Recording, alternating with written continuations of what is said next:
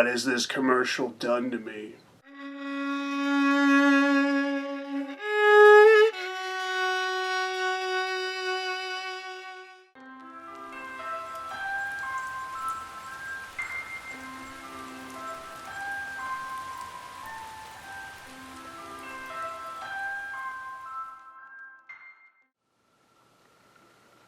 Hello everyone, Mr. Daydream here, and welcome to Chain Sauce Extra. Now this may not come as a surprise, but I love food. I guess you can say I'm quite the foodie. But there's this new type of food delivery service that I find rather perplexing. Now I'm not talking about things like pizza delivery. Those have been around for a long time. No, I'm talking about a particular service where you order food and then you get someone else to pick up that order for you and then deliver it to your doorstep. So what do you even call this kind of service anyway? Food delivery? Order transporter? I don't know, but the best way of describing it is online and mobile prepared food ordering and delivery. Fascinating. Hey, what do you do for a living? Oh, me? I'm an online and mobile prepared food ordering and delivery boy. Pretty straightforward. When I first heard about this service, I was like, well, that sounds stupid. But obviously there's a vast majority of people who think otherwise. I don't know, maybe it was because I was raised in Europe, but the idea of paying someone else to pick up and deliver an order for you just sounds lazy. Is it really too much trouble to just spend like, I don't know, 10 minutes to drive to the location and pick up the order yourself? You'd rather shell out extra cash just to avoid that? What do you even do with those extra minutes you just saved? Oh yeah, that's right, you waste them on nonsense.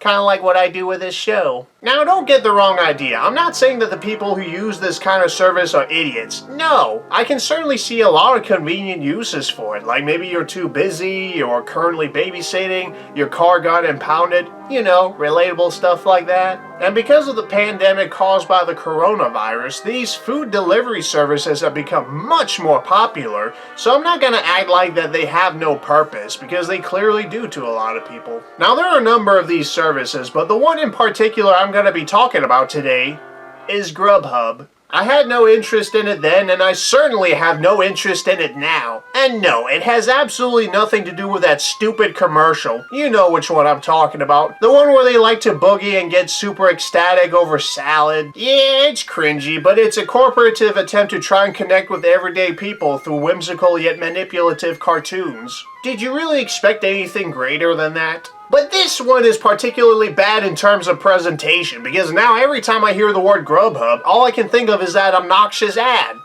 Maybe that was their intention. Not gonna lie, but I do enjoy the memes that have been spawned out of this thing. But that's just because I have a twisted sense of humor. If my brain were an egg, it'd be scrambled. So why on earth am I talking about Grubhub to begin with? Well, this may sound weird, but at my job, I was helping a customer load a bunch of things, and to my surprise, however, not only did he give me a gift card as a tip of all things, but he had 50 bucks on it. Yeah, 50 bucks. What the heck? I have no idea why he would give me a large sum like that, but if I had to guess, being close to Christmas probably had something to do with it. But anyways, I was pumped. I was like, oh my goodness, I got 50 bucks on a gift card, yeah. But then I was like, it's a gift card to Grubhub. I've never used this service before in my life. What am I supposed to do with this thing? As luck would have it though, I was looking after my parents' dogs for the weekend. I love those dogs so much, but I couldn't bear to leave them alone, even if it's for 10 minutes. That's how much I worry about them. So I was thinking, what do I do for food? Aha! And that's how and why I decided to use Grubhub for the first time. And possibly for the last time, too. Why do I say this? Well, I guess you can say it did not make me want to go boogie. So where do we begin? Ah yes, starting an account. Luckily this process was simple and straightforward. You then enter your address and then you go to the search bar and search up whatever foods strike you fancy. And I have to admit, as a foodie, it was extremely exciting to have this huge list of restaurants and foods to choose from. And because I had 50 bucks to spend, I was extremely excited. For once in my life. But I do have some problems with it. What really ticks me off is that you can only order from select restaurants. It cannot be all of them. For example, I really wanted to order something from Applebee's. I hear that they have a new exclusive Mountain Dew flavor called Dark Berry Bash that I really want to try out. But that's not an option for this particular service. No, Grubhub is useless in this case. If you want to order something from Applebee's, you have to use Uber Eats instead. Now let me ask you something. What does it matter what service I use? I'm an idiot who's paying some other idiot to pick up my food. Why can't the Grubhub driver get the food from this particular establishment? What makes the Uber Eats dude so special? Do they have some kind of exclusivity deal going on? For something so idiotically simple, no less? Man! Not to mention, couldn't the Grubhub driver just go there anyway and pretend to be a regular customer and order the food to go? Who's ever heard of something like, oh, no, you're not allowed to order anything from here. You're one of them. The ones who like to boogie. Business is business. You want mine or not. So that was a bit of a downer, but hey, I got plenty of other restaurants to choose from, so whatever. So I decided to go with Burger King. I ordered an Impossible Whopper, large fries, and cheesy tots. It takes at least 40 minutes for my order to arrive at my doorstep, so I can go do that one thing I usually do when I have nothing else better to do. So I get a text telling me that my food has arrived and it's sitting on my doorstep right now at this minute. So I go outside and I look down and I see the bag sitting there right on my doormat, and I was so excited. I took the bag, I tore open the seal, took a look inside, and I'm missing my cheesy tots. Come on, you can take away my dignity as a human being, but not my cheesy tots. Now, to be fair, it wasn't the Grubhub driver's fault. The bag has the receipt and it clearly states the cheesy tots, meaning they were ordered, but not included. So that was a bit of a shame, how my very first order through Grubhub wasn't complete. I also have to mention that it costs at least 10 bucks for the driver to deliver the order to you. There are 3 different types of fees. The delivery fee, the tax and fees, and of course, the driver tip. Because as we all know, if you want to run a food business in America, the only way for it to be profitable is by paying your workers minimum wage and make your customers shell out more of their hard-earned money just to make it possible for their job to be sustainable. Living the American dream.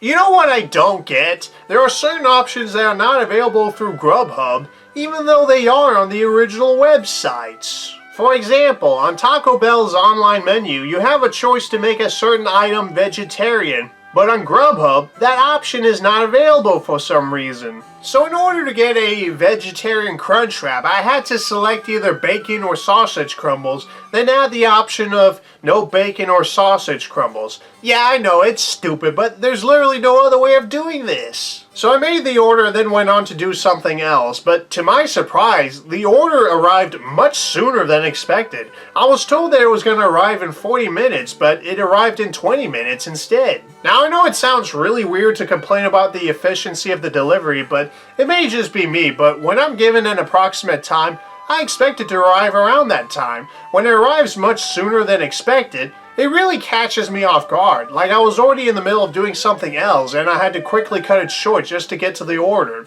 I was hoping to eat it after I was done with the task. Yes, I know that's such a weird thing to nitpick about, but considering what I look like, it should really come as a surprise. I mean, what, do they really think I'm just gonna sit there motionless the entire time? Come on, I may be a freak, but at least I have a life.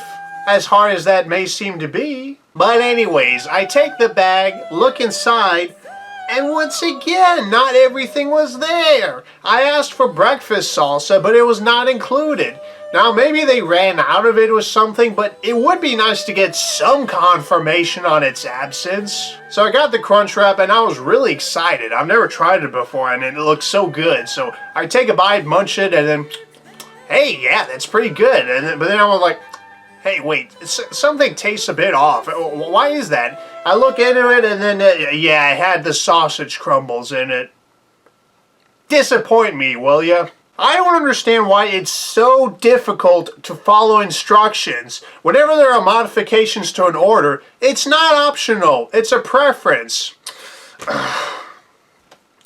Now, more often than not, it's not that big of a deal, but it's still infuriating. It's like I'm not good enough to have my order the way I want it. Nope, this is what you'll get. Suck it up and get out of here. Come on, man. Life hasn't been easy on me. I mean, why else do you think I eat at this place? I just want something to go smoothly in my life for once. Is that too much to ask for? I just don't get it. I asked for no sausage crumbles. That's one less ingredient to add.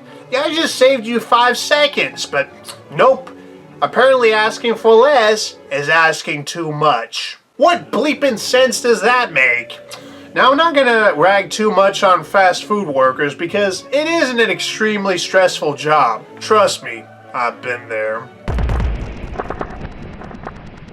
It certainly doesn't help when you're perpetually understaffed because the manager is a cheap, lazy sleazebag who can go jump in a lake. Preferably head first into a dried up one. One thing I absolutely hate is having ice in soda. I just don't see the point. The soda is already cold when it leaves the dispenser and all the ice does is water it down. But for some reason, there is no option to have no ice in your soda. Why not?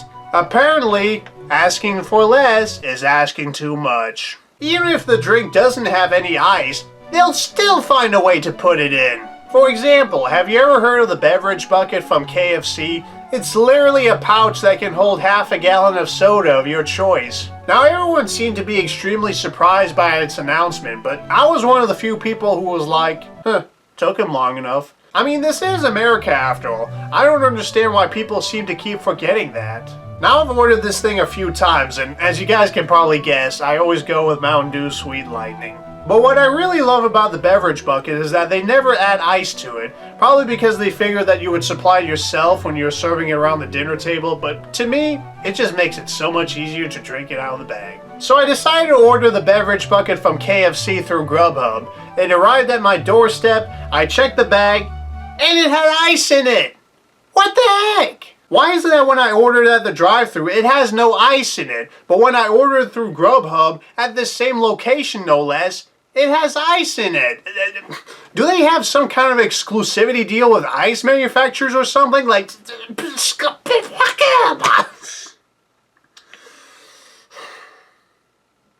I just can't even anymore. Now, I can see many convenient uses for Grubhub and some of these other services, but in the end, I'd much rather just go to these places and get the food myself, because not only do I save myself 10 bucks in doing so, but if I were to make modifications to the order, I can always check the food and make sure that it's correct, as well as making sure that everything I ordered is included.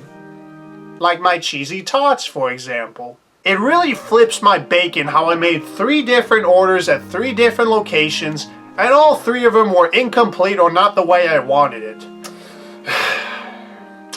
Well, that's it for now. I just wanted to vent out my frustration into the form of a YouTube video. Ain't that a novel concept? Now, I'm not saying that I'll never use Grubhub ever again. If I were to get another gift card for it, I'll be more than happy to use it. But when it comes to using my own money, not worth it in my opinion. So thank you very much for watching this episode of Chain Sauce Extra. I hope you enjoyed it, and I'll see you next time. Take care, and have a nice day.